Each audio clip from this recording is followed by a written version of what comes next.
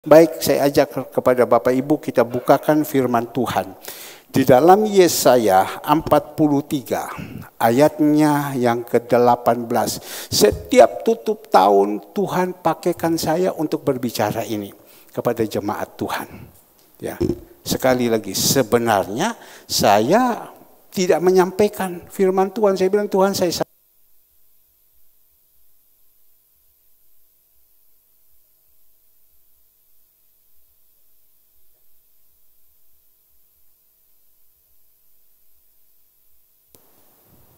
ya, baik. Yesaya 43 ayat ke-18. Firman-Nya, janganlah ingat-ingat hal-hal yang dahulu, dan janganlah perhatikan hal-hal yang dari zaman purbakala. Lihat, aku hendak membuat sesuatu yang baru, yang sekarang sudah tumbuh. Belumkah kamu mengetahuinya? Ya, aku hendak membuat jalan di padang gurun dan sungai-sungai di padang belantara. Binatang hutan akan memuliakan aku, serigala dan burung unta, sebab aku telah membuat air memancar di padang gurun dan sungai-sungai di padang belantara untuk memberi minum umat pilihanku. Umat yang telah kubentuk bagiku akan memberitakan kemasyhuranku. Nah, Bapak Ibu yang dikasihi Tuhan, kita boleh kupas dulu di dalam ayatnya yang ke-18. Firmanlah, janganlah ingat-ingat hal-hal yang dahulu. Kebalik ya. Minggu yang lalu Tuhan izinkan kepada kami sama-sama untuk belajar di dalam satu firman Tuhan. Di dalam Mazmur 105 ya, ayatnya yang pertama. Dikatakan Mazmur 105 ayat pertama, puji-pujian atas segala perbuatan Allah di masa lampau. Bersyukurlah kepada Tuhan, serukanlah namanya, perkenalkanlah perbuatannya di antara bangsa-bangsa. Minggu lalu kita diizinkan untuk mengingat kebaikan-kebaikan Tuhan di masa lampau. Kita disuruh mengingat kebaikan-kebaikan Tuhan di masa lampau. Nah, kita juga jadi orang harus bisa mengingat-ingat kebaikan-kebaikan Tuhan di masa yang lampau. Seperti tadi Josie, dia mengatakan, dulu pada waktu saya masih kecil, saya kecil, pendek dan lain-lain, kurus, ceking. Sehingga banyak orang bully saya, orang palak sama saya dan lain-lain. Tetapi karena senantiasa orang tua berdoa, hamba-hamba Tuhan yang berdoa, Tuhan bisa izinkan dan sekarang dia tinggi, dia ganteng dan lain-lain. Tidak ada lagi orang bully dia. Tidak ada orang berani palak sama dia lagi. Karena apa? Karena kebaikan Tuhan. Maka itu seperti Josie saat ini. Ingatlah kebaikan Tuhan di dalam kehidupan ini. Itu seminggu yang lalu kita mendapatkan kebenaran firman Tuhan. Tetapi hari ini Tuhan ajarkan, jangan kita ingat lagi yang lalu-lalu. Ya, masa purbakala sudahlah, jangan ingat lagi. Ya, karena apa? Mungkin Tuhan tahu. Firman Tuhan ini mengatakan jangan kita ingat karena tahu bahwa kita selama 1 tahun ini ya banyak yang mengalami eksis hidupnya, banyak yang mengalami rumah tangga goncang hancur, banyak mengalami orang ekonomi yang susah, yang benar-benar susah. Sudahlah, kuburkan semua. Sehingga kita merenungkan, kenapa harus terjadi seperti ini? Ya, maka itu Nabi Yesaya mengatakan, jangan kita ingat-ingat lagi masa yang lalu ini. Coba, mungkin Anda, jangan ingat-ingat masa yang lalu. Mungkin bisa ganti, ya. Mohon maaf ya.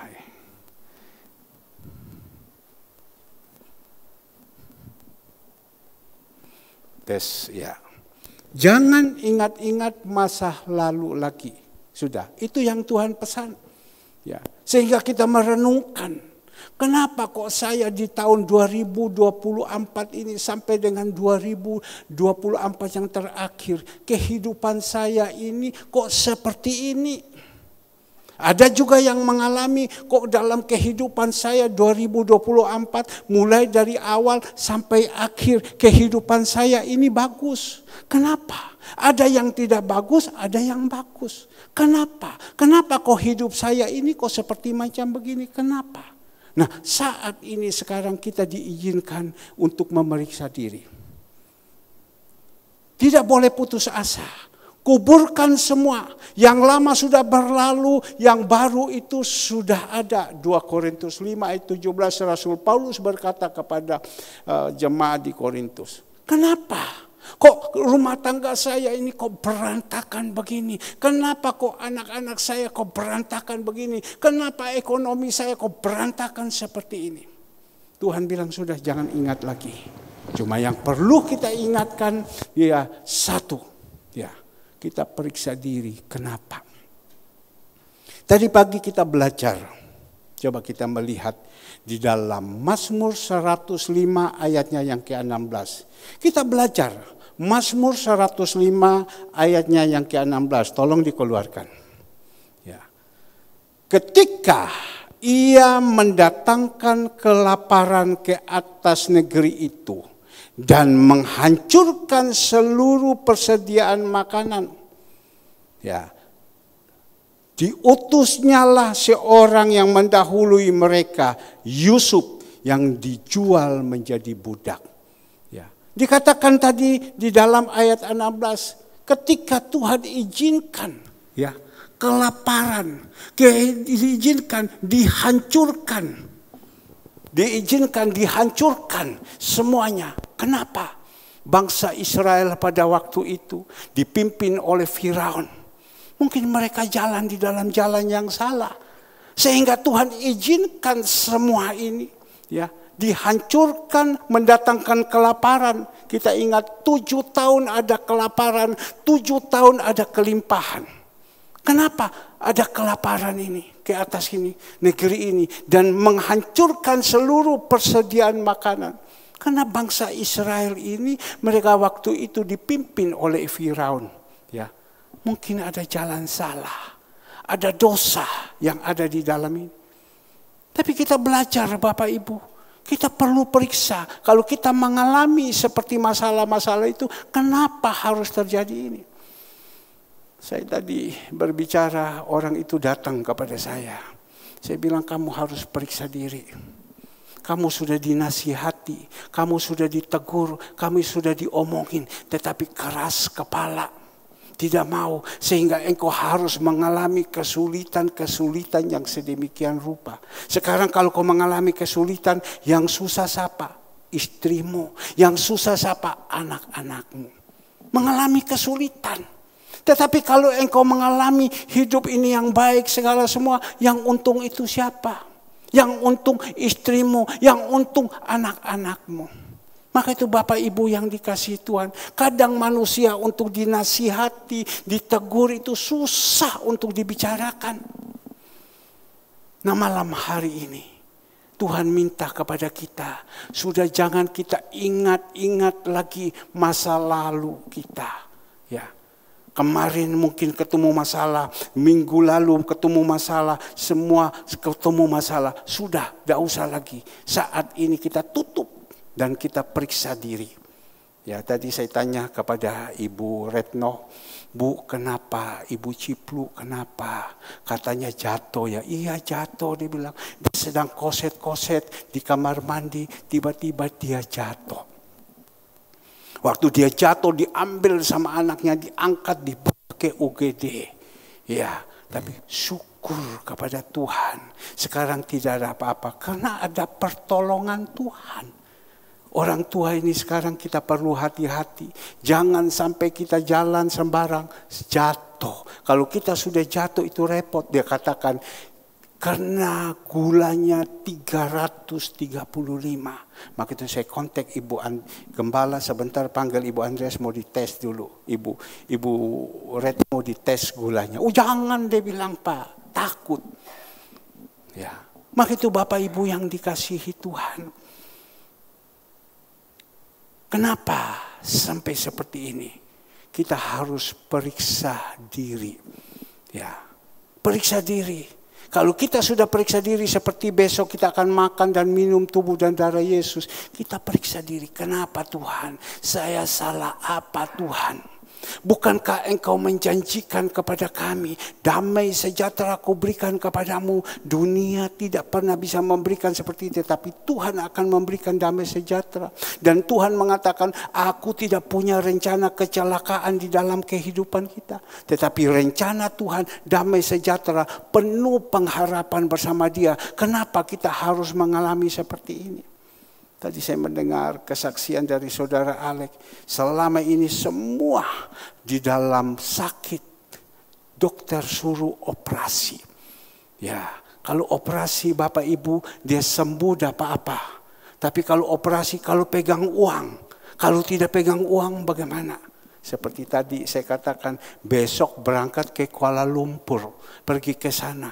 Bapaknya punya uang, anaknya punya uang. Dia bilang, anak saya berangkat dari Surabaya langsung ke Kuala Lumpur. Kami dari Jakarta berangkat ke Kuala Lumpur. Mereka dua-dua itu berangkat bawa uang. Tapi kalau kita ini tidak punya uang, kita mau apa? Mau buat apa? Hanya satu, berharap kepada Tuhan. Saya ini berdoa sama Tuhan. Saya punya tangan ini frozen shoulder. Dulu tangan hanya begini saja. Tidak bisa naik. Dokter sudah mengatakan coba operasi dan lain-lain segala semua. Tidak bisa. Tapi saya hanya bisa minta sama Tuhan Yesus. Tuhan Engkau tolong. Ya, kasih tangan saya. Dulu buka pakai sabuk saja tidak bisa. Celana juga setengah mati. Tidur itu peluk sakit semua. Tapi di sini kita melihat tanpa perbuatan apa-apa, hanya bilang, Tuhan terima kasih Tuhan Yesus. Tuhan terima kasih Tuhan Yesus. Engkau sudah sembuhkan saya. Padahal masih sakit. Nah sekarang lagi dia muncul sedikit-sedikit di sini. Ini mulai lagi sedikit-sedikit. Saya bilang, Tuhan Engkau baik Tuhan. Kalau tangan sebelah Engkau tolong, sebelah juga Engkau tolong Tuhan. Karena kita ini sudah umur. Onderdilnya semua sudah banyak rusak. Sini sakit, sana sakit, sini sakit. Tetapi kita berharap saja sama Tuhan. Kita minta pertolongan daripada Tuhan. Bapak Ibu yang dikasihi Tuhan. Malam hari ini kita renungkan dulu. Di dalam tahun 2024. Apa yang Tuhan sudah buat kepada kita. Ya. Apa yang Tuhan sudah buat sama kita. Apa yang Tuhan belum buat. Dan kenapa kita punya hidup seperti macam begini. Saya senantiasa mengajarkan kepada jemaat. Ini ibadah ucapan syukur 2024. Kalian harus datang kepada Tuhan. Datang kepada Tuhan. Kamsia Tuhan. Kamsia Tuhan. Terima kasih Tuhan. Kalau bukan Engkau Tuhan, kami tidak mampu untuk menghadapi ini. Tapi banyak orang, dia tidak mau. Dia lebih senang dengan dunia. Dunia mengajarkan, oh ayo kita ke sini, ayo makan-makan. Dia tinggalkan semua pelayanannya, dia tinggalkan semua. Dia dahulukan makan. Tadi Ibu Gembala lapor sama saya. Pelayanan tarik persembahan ditinggalkan. Ya, karena apa? Ada cia-ciaan. Nah ini yang paling berbahaya. Tuhan itu dinomor duakan. Padahal Tuhan sudah bilang, dahulukan Tuhan, Tuhan akan tambah. Tapi karena kurang pengertian atau tidak ada pengertian di dalam kehidupan, sehingga dia mendahulukan dunia. Padahal Tuhan bilang, terkutuklah orang yang mengandalkan manusia. Terkutuklah orang yang mengandalkan kekuatan. Terkutuklah orang yang mengandalkan yang di depan. Padahal diberkatilah orang yang mengandalkan Tuhan.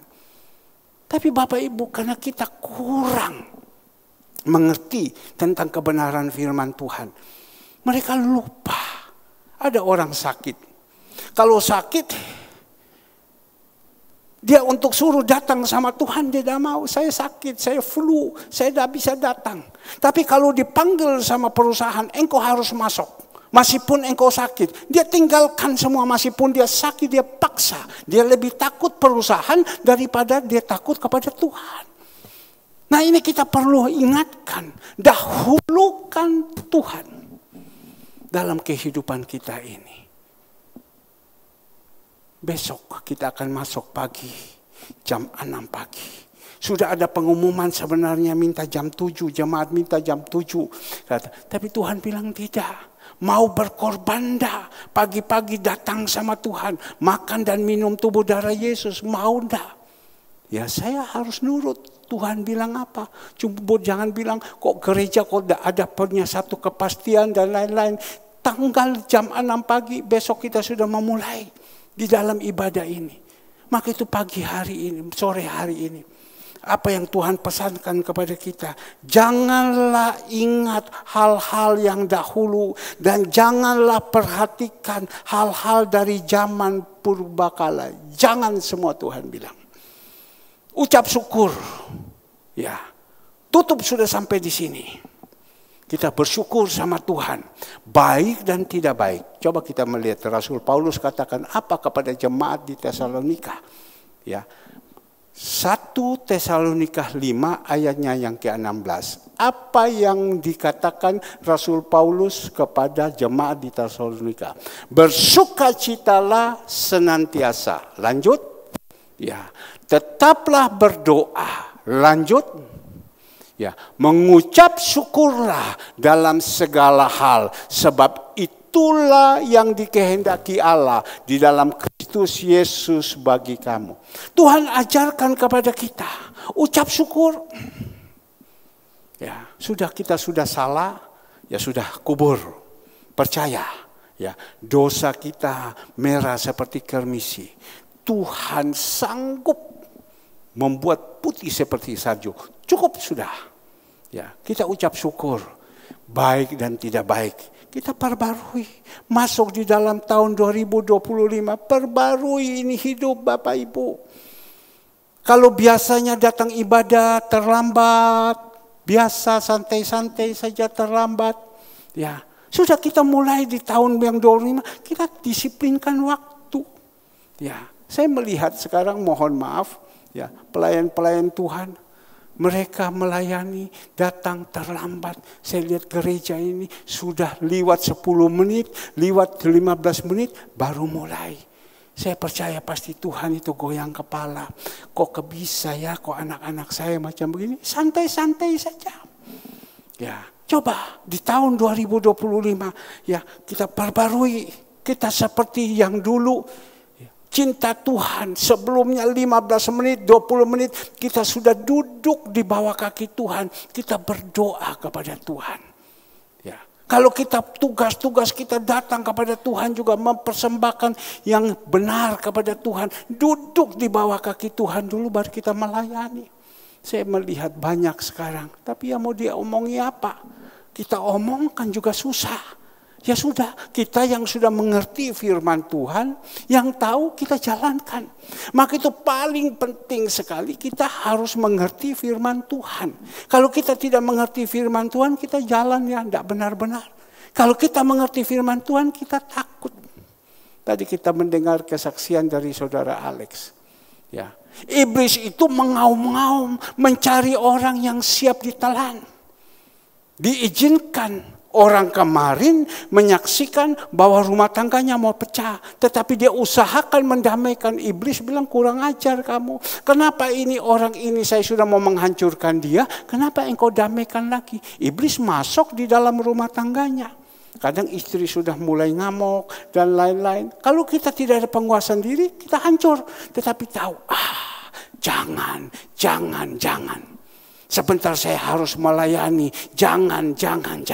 Kalau saya pecah nanti bagaimana? Rumah tangga saya kalau sampai pecah bagaimana? Ya, anak-anak mau ditaruhkan di mana? Dan saya harus pertanggungjawabkan kepada Tuhan dalam hidup ini. Bagaimana? Kadang penguasaan diri itu kita tidak datang.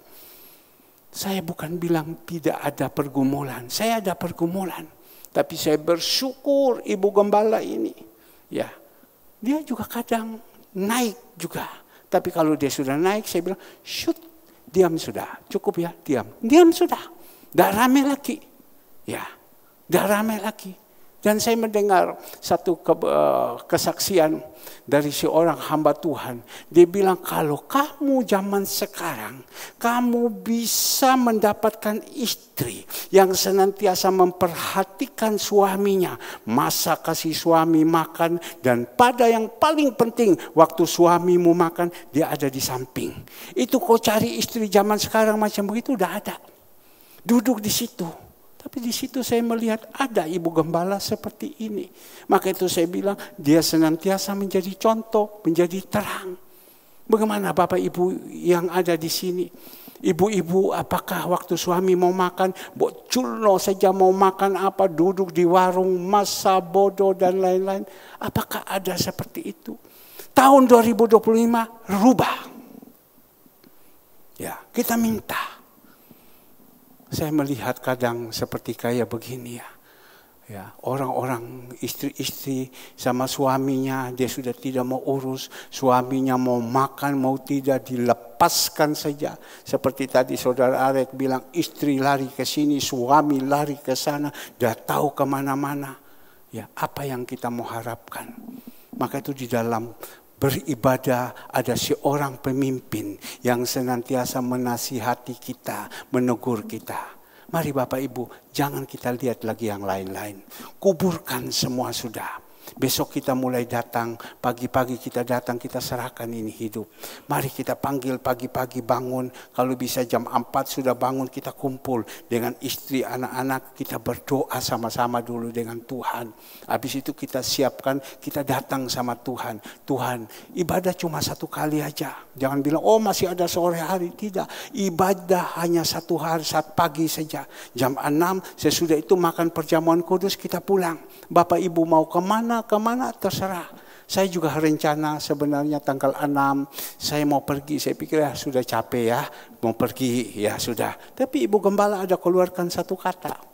Dia bilang, daripada kamu pergi ke luar kota, keluarkan uang sekian banyak, tinggal di hotel sekian banyak dan lain-lain, lebih baik kalau ada uang kita beli alat dapur. Ya. Kita beli alat dapur, kebutuhan alat dapur, dan kita untuk pakai untuk masak. Kasih anak orang-orang yatim di panti werda, daripada kau buang-buang uang pergi ke sana. Saya bilang ini bukan buang uang, kita namanya manusia refreshing. Tapi dia bilang lebih baik kita pergi beli bahan-bahan ini. Saya berpikir-pikir, ini istri saya ini bukan sikil dowo. Ya, ada orang kalau bilang jalan-jalan here, jalan sukacita, pergi gereja dah mau, semua dah mau. Tetapi Ibu Gembala ini disuruh macam begitu, dah mau. Kalau pergi sana ngapain? Di sana hanya makan tidur saja di sana. Pergi makan sama saja di sini juga kan sama. Lebih baik uang itu kita pergi beli, mungkin ada komfor yang baik, ada cetok yang baik, ada kuali yang baik, bisa dibuat di kejam masak yang baik, beli ini yang baik. Jadi semua tercukupi untuk kebutuhan memuliakan nama Tuhan. Saya pikir-pikir juga betul. Tapi saya bilang, ya sudah. Tuhan juga kan kepingin untuk supaya kita ini bisa refreshing, pergi kemana, jalan-jalan. Yang penting satu hari-hari ibadah jangan kita tinggalkan.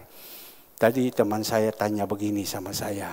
Ke liburan mau kemana? Besok mau kemana? Oh tidak bisa, saya bilang. Saya tidak bisa kemana-mana. Loh kok bisa? Nah, ini sore saya harus ibadah. Besok saya harus ibadah. Apalagi? Loh kan sudah selesai. Ya nanti tanggal 2. Saya harus dengan istri dia bersama ini untuk atur masak-memasak. Untuk memperhatikan anak-anak yatim. Tanggal 3 kita harus buat juga. Tanggal 4 kita harus buat juga. Tadi saya sudah pesan, saya tanya Ibu Andreas, kalian ada di mana? Sekarang kita lagi bikin pentol Pak untuk makan nanti malam. Dengan siapa? Dengan Ibu Kris. Nah sambil kamu berdua ada di situ, kamu berbicara sudah ya.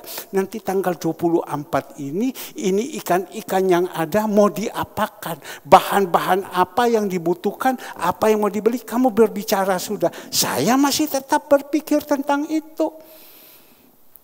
Maka itu Bapak Ibu yang dikasih Tuhan. Pesan Tuhan hari ini. Ya, sudah.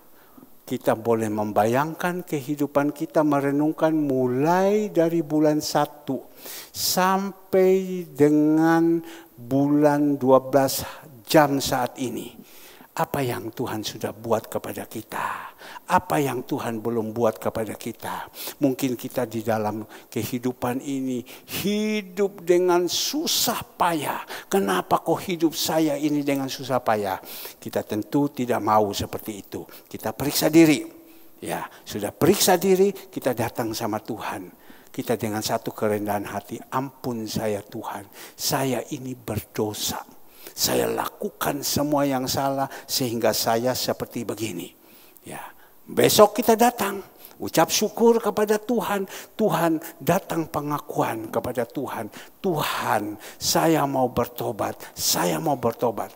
Secara manusia, bagaimana caranya kita melihat di dalam ayat ke-19? Lihat, aku hendak membuat sesuatu yang baru, yang sekarang sudah tumbuh. Belumkah kamu mengetahuinya? Aku hendak membuat jalan di padang gurun. Ya, jalan di padang gurun dan sungai-sungai di padang belantara. Ini kan tidak mungkin. Di padang gurun itu Tuhan izinkan ada membuat jalan.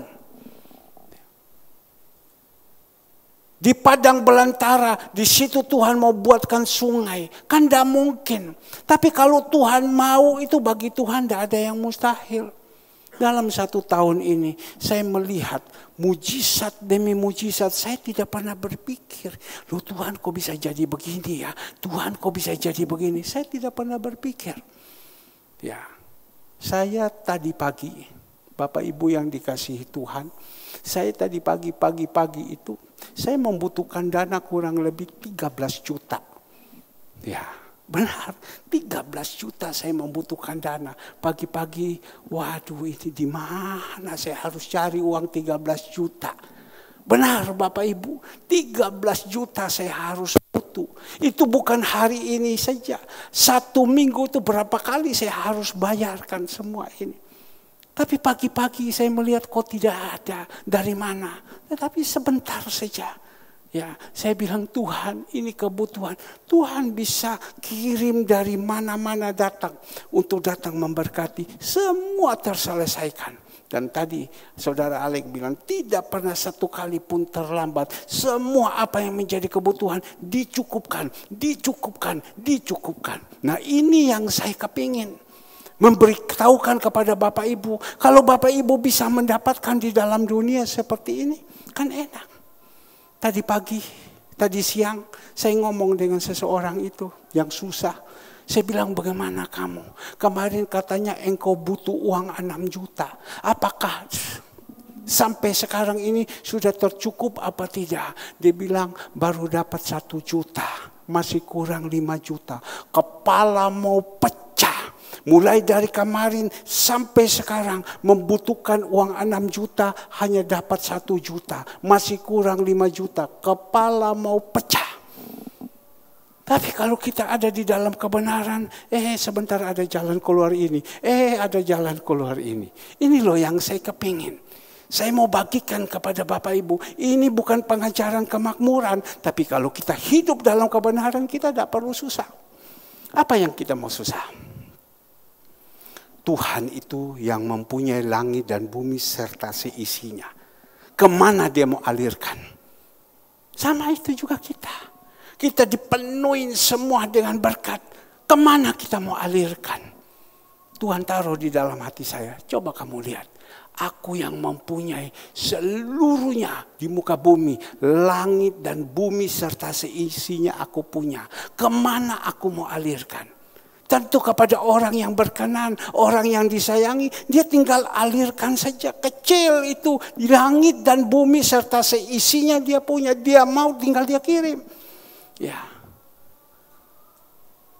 Kita juga punya, kadang kita orang tua, kita punya anak, kita melihat anak-anak kita. Kalau mereka baik, kita langsung perhatikan semua, terus perhatikan.